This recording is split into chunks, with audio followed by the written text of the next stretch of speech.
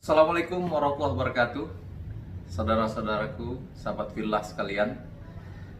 Pada video berikut ini, saya akan menjelaskan tentang produk-produk penyaluran dana pada Bank Syariah. Ya udah, mari kita sama-sama saksikan videonya.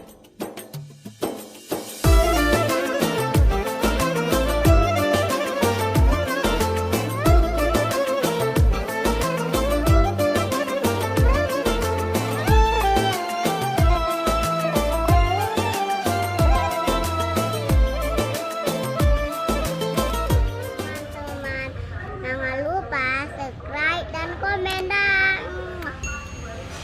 Sahabat-sahabat villa sekalian, pada Bank Syariah yang juga merupakan lembaga intermediari yang tugasnya adalah operasionalnya adalah mengumpulkan dana dari masyarakat ya dalam bentuk tabungan dan menyalurkannya kepada masyarakat yang membutuhkan. Dalam hal ini adalah para pengusaha ya membutuhkan modal dalam bentuk pembiayaan. Maka di sini ada beberapa akad yang harus digunakan untuk menjadi produk pada Bank Syariah. Pada video sebelumnya saya sudah membahas tentang akad-akad yang digunakan pada produk pengumpulan ataupun penghimpunan dana masyarakat.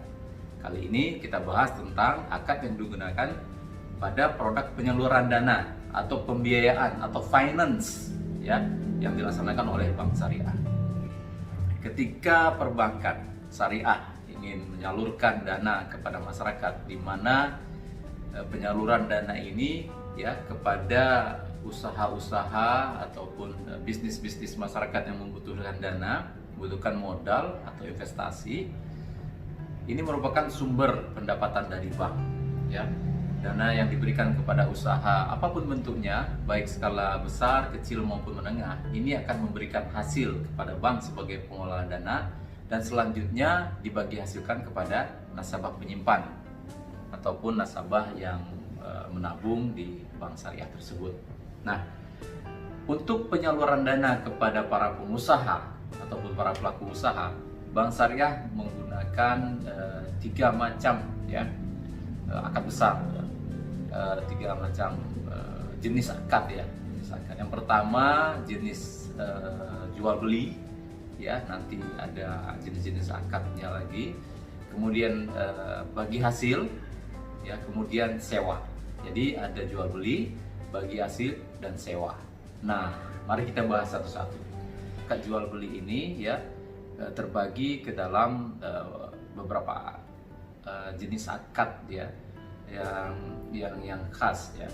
Yang pertama adalah namanya murabahah ya, ini jual beli murni, sama yang seperti saya sampaikan tadi, mana nasabah memerlukan barang seperti rumah ya, kemudian ada rumah yang sudah jadi ataupun yang ya ingin dimiliki oleh masyarakat ataupun nasabah. Kemudian nasabah datang ke bank, saya ingin memiliki rumah A, harganya 200 juta misalkan. Nah, kemudian bank akan mengatakan, boleh Pak, kami sanggup biayai, karena menurut penelitian kami, data yang kami dapat, Bapak sanggup mengangsurnya karena Bapak memiliki usaha ataupun Bapak memiliki gaji. Nah, 200 juta, bank akan mengambil keuntungan misalkan 50 juta. Maka bank membeli rumah tersebut seharga 200 juta, kemudian menambahkan keuntungan bank 50 juta dan menjualnya kepada si nasabah 250 juta dan diangsur oleh bank misalkan selama 60 bulan atau 5 tahun. Itu akad murabahah.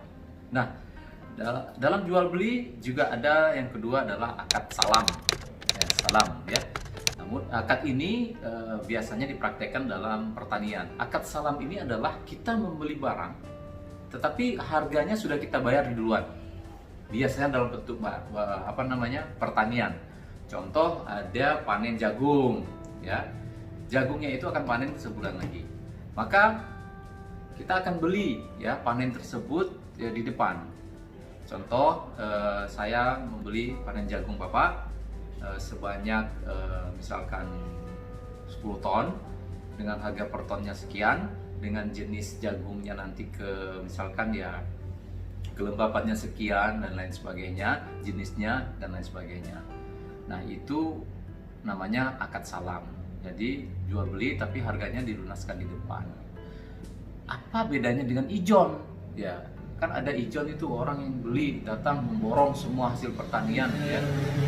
Bedanya adalah kalau ijon di situ dia hanya memborong satu kebun.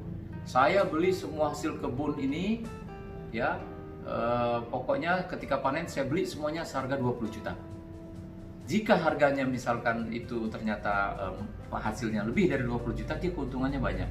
Jika kurang dari nilai 20 juta, dia rugi. Kalau di syariah tidak boleh. Di syariah tidak boleh kita beli seluas hasil sekian hektar, nggak boleh. Tapi yang kita harus jelaskan, kita beli dengan kuantitas seperti ini, jelas kuantitasnya, jelas mutunya, dan jelas harganya.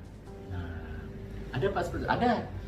Dan ini biasanya bank juga akan melakukan jual beli kembali terhadap pertanian tersebut. Biasanya salam wal murabahah. Jadi ketika bank membeli produk pertanian masyarakat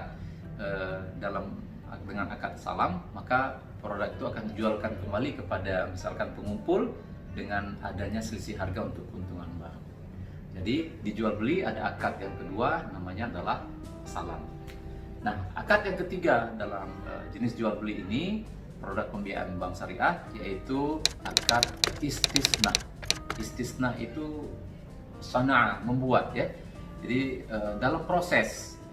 Jadi pembiayaan di mana membiayai suatu proyek pembuatan barang, di mana pembayarannya itu secara bertahap dan selesai ketika barang itu telah selesai digunakan, selesai dibuat ya. Contohnya ada pembangunan rumah, ya, maka ada rumah yang dijual tapi dalam proses dibangun. Nah, ini akan kita beli dengan cara dengan cara cicil, tetapi cicilnya itu sesuai progres dan penyicilannya selesai ketika rumah telah selesai dibangun. Contoh, pada saat rumah itu dibangun 20% progresnya, maka dibayar 20%. Sampai nanti misalkan 50%, 70%, sampai 100%. Istisna ini biasanya pada produk perumahan atau konstruksi, dan biasanya juga ada istisna paralel. Bagaimana Pak istisna paralel? Bisa istisna paralel dengan istisna juga, bisa dengan murabahah. Jadi ketika bank membeli rumah developer, bank membayarnya secara bertahap sesuai progres. Kemudian bank akan menjual ya kepada nasabah yang ingin memiliki rumah, bisa dengan murabahah, dengan cicil tadi, bisa juga dengan istisna juga. Misalkan nasabahnya sudah punya uang nih, tapi dia membayar ke banknya juga sebesar progres daripada pembangunan perumahan tersebut. Jadi ini dia, ada 3 akad dalam jenis pembiayaan jual beli di bank syariah. Kemudian jenis yang kedua itu adalah bagi hasil. Nah, bagi hasil ini ada berbagai macam akad di dalamnya, ada beberapa macam ya. Yang paling populer adalah musyarakah dan mutarabah. Musyarakah itu apa artinya? Musyarakah adalah perpaduan modal.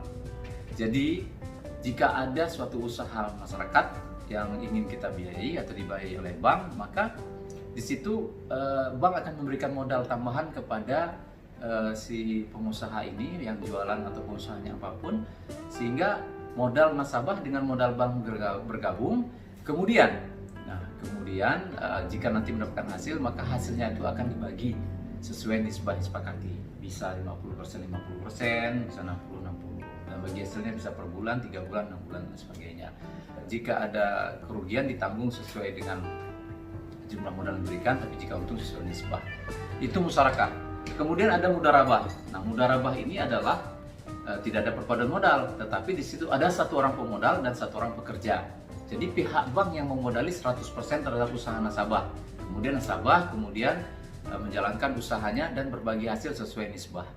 Jika rugi, kerugiannya ditanggung bank sebagai kerugian modal, sementara jika rugi nasabah, tenaganya yang sudah hilang karena sudah berusaha tapi rugi.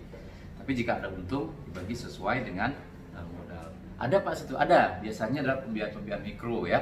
Dan biasanya startup, ada masyarakat yang memiliki usaha baru mulai, kemudian kita support dan dengan jumlah tertentu yang kita lihat peluangnya cukup bagus dan memberikan hasil. Nah, kemudian di bawah itu ada lagi pembiayaan pembiayaan bagi hasil ini yang sifatnya pertanian ya. Contohnya adalah muzaraah. Nah, muzaraah ini adalah konsep bagi hasil pertanian ya, dimana antara pekerja penggarap. Nah, ini misalkan suatu orang pemilik tanah kemudian menyerahkan tanahnya kepada penggarap, dan si penggarap itu mengerjakan tanahnya, tetapi si pemilik tanah juga menyerahkan bibit kepada si penggarap dan menyerahkan modalnya, kemudian dikerjakan dan nanti hasilnya dibagi hasilkan sesuai nisbah. Artinya si penggarap hanya sebagai pekerja saja, sementara modal dan bibit dari si pemilik tanah. Ada juga yang namanya kalau bagi hasil pertanian mukhabarah. Nah, mukhabarah ini apabila modalnya itu ya bibitnya itu dari si penggarap. Nah, si penggarap. Jadi si penggarap bibit, cuma yang memiliki tanah hanya menyerahkan tanah saja. Nah, ini nanti ada juga pembayarannya bagi hasilnya sesuai nisbahnya. Dan yang selanjutnya dalam pertanian ada yang namanya musakah. Musakah ini artinya pengairan ya. Jadi dulu di Hijaz itu masyarakat Hijaz meminta adanya sistem pengairan di usaha pertanian mereka, sehingga si pemilik tanah memiliki tanah, kemudian menyerahkan bibitnya segala macam, sementara si pekerja hanya bertugas menyiram-nyirami saja, memastikan airnya itu mengalir kepada usaha pertanian. Nah, musakah. Bagi hasilnya gimana? Sesuai kesepakatan. Bagi hasil sesuai kesepakatan. Jadi untuk bagi hasil ada beberapa akad, tapi akad utama adalah musyarakah dan mudharabah yang digunakan oleh perbankan syariah. Namun ada juga yang muzaraah, mukhabarah, dan musakah biasanya dalam produk pertanian. Nah, selanjutnya jenis pembiayaan lagi yang disalurkan oleh Bank Syariah adalah yang menggunakan sistem sewa. Sistem sewa ya, ini ada dua akad di situ, yaitu ijarah dan satu lagi ijarah muntahiyah bitamlik atau disingkat IMBT. Bagaimana Pak prakteknya? Seperti sewa biasa. Misalkan begini, ada suatu pengusaha warung kopi atau ya jualan mie Aceh gitu ya. Kemudian datang ke bank, "Saya Pak mau butuh dana." "Untuk apa?" "Itu toko yang saya sewa untuk jualan mie sudah habis. Saya butuh modal lagi untuk membayar sewa." "Oh, ini sewa." Maka pada prakteknya bank akan menyewa ya kepada pemilik toko tersebut, kemudian menyewakan kembali kepada bapak yang pengusaha mie Aceh tadi. Misalkan dia sewa setahun misalkan 10 juta dari pemilik toko, banknya menyewa 10 juta dan menyewakan kembali ke si bapak 13 juta. 3 juta menjadi keuntungan bank dan diangsur selama masa sewa atau setahun oleh bapak yang pengusaha mie tadi. Dan itu banyak dipraktekkan. Itu sewa ya. Sewa murni. Dan ketika sudah habis masa sewa, maka cicilannya habis dan pemilik toko mengambil kembali tokonya. Ya, ada manfaat di situ yang digunakan, yang dibayar oleh si pemilik pengusaha mie tadi. Satu lagi namanya ijarah muntahiyah bitamlik. Artinya sewa yang berakhir dengan kepemilikan. Artinya si nasabah menyewa suatu tempat, tapi pada suatu saat nanti tempat tersebut menjadi hak miliknya. Bagaimana caranya? Ya, artinya pada akad pertama itu akan sewa selama masa sewa misalkan setahun 2 tahun dia bayar sewanya, kemudian pada akhirnya nanti itu akan ada akad lagi, satu lagi yang terpisah, itu akad penyerahan barang tersebut, bisa dengan jual beli, bisa dengan hibah, bisa jual dengan hadiah. Itu ijarah muntahiyah bitamlik ya, bukan dua akad dalam satu transaksi, tetapi ada satu akad dan satu akad terpisah. Bisa saja akad yang kedua itu merupakan wa'ad atau janji. Bagaimana bisa terjadi? Ya, itu biasanya di dalam sewa itu juga ada biaya yang diberikan oleh si penyewa untuk menyicil harga daripada toko tersebut atau barang tersebut. Dan biasanya juga ada sisa harga atau residu yang harus dibayar. Nah, ini dilakukan dengan akad mudharabah ataupun akad pengalihan hak lainnya, bisa hadiah, bisa hibah dan lain sebagainya. Nah, inilah akad-akad yang ada dalam pembiayaan bank syariah. Nah, pembiayaan tadi yang disalurkan dana oleh bank kepada pengusaha menggunakan beberapa akad tadi, yang akad jenis sewa, bagi hasil, dan jual beli tadi, yang menggunakan akad yang banyak tadi, itu diharapkan akan memberikan hasil kepada bank. hasil ini tadi yang dikumpul oleh bank kemudian dibagikan kepada pemilik dana, yaitu si penabung yang menabung dalam bentuk giro, tabungan, dan deposito. Nisbahnya sesuai kesepakatan, bisa untuk bank 40, untuk pemilik dana 60. Jadi berbagi hasil. Untuk itu pihak bank berusaha keras agar dana yang disalurkan ke pengusaha ini, yang masyarakat pengusaha ini adalah usaha-usaha yang betul-betul bagus dan memberikan hasil yang baik. Karena bank bertanggung jawab kepada si pemilik dana untuk memberikan hasil yang baik, bagi hasil yang baik.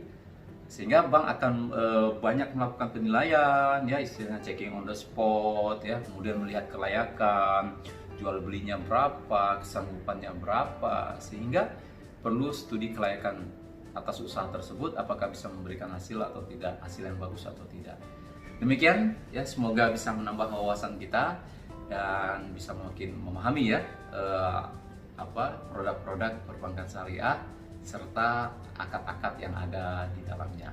Karena akad dalam perbankan syariah yang membedakan dengan jenis perbankan konvensional, yang tentunya diambil dari ketentuan yang ada dalam kitab-kitab fikih dan di agama Islam. Mungkin demikian yang saya sampaikan. Terima kasih. Mohon maaf jika ada kekurangan. Assalamualaikum warahmatullahi wabarakatuh.